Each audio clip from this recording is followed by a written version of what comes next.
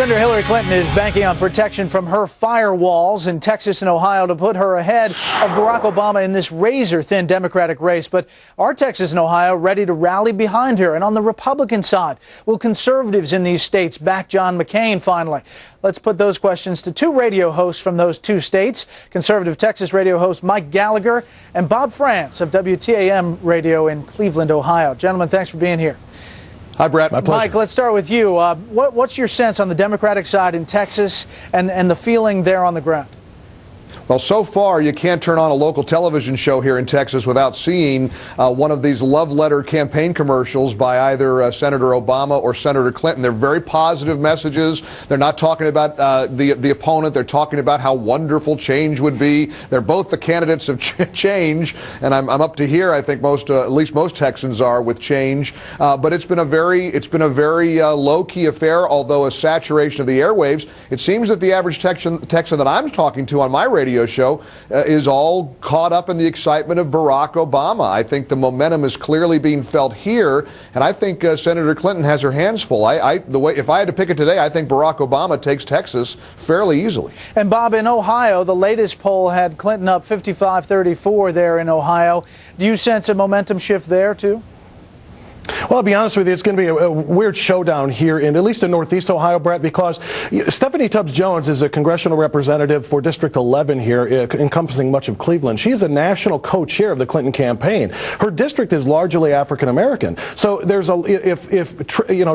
history is any indicator as far as the earlier primaries, Obama's going to carry a large part of that district very heavily as far as the African American vote, and then their votes aren't going to count. There's a lot of angry and worried people that Tubbs Jones is, of course, going to cast her superdelegate vote for her candidate, Hillary Clinton. So there's a lot of people who feel like they want to have their say for Barack Obama, but it's just going to be wiped out by the superdelegate status of Representative Tubbs Jones. That superdelegate story is really something. Mike, on the Republican side, John McCain has been trying to shore up his right flank, if you will. In Texas, is he going to be able to do that?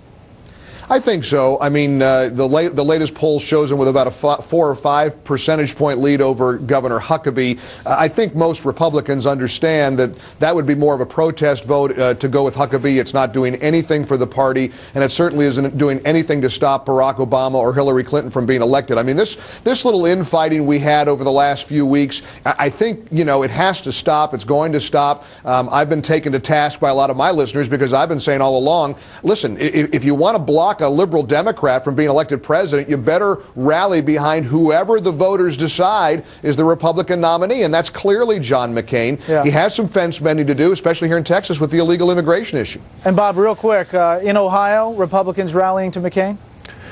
No, not at all. Very similar to what Mike's going through. I've gone out of my way to try to tell people, hey, look, you can have somebody who represents your ideals and values from the conservative side part of the time in John McCain and liberals part of the time, or Senator Obama or Senator Clinton, who will speak for you virtually none of the time. And the people here won't have it. I've taken Rush Limbaugh, Sean Hannity, and other people with whom I have a lot in common as far as my ideals and values to task, but they'll have none of it. They just are going to cast a no vote, if nothing else, to oppose John McCain. Just give them time, Bob. Give them time, Bob. Bob, Mike, two of the best in radio. Thanks so much for your time. Working on it, Mike.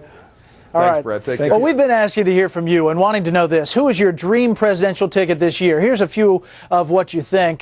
Joe from North Andover, Massachusetts, has this duo in mind. He says Condoleezza Rice, with knowledge and experience gained over the past 8 years in the White House, has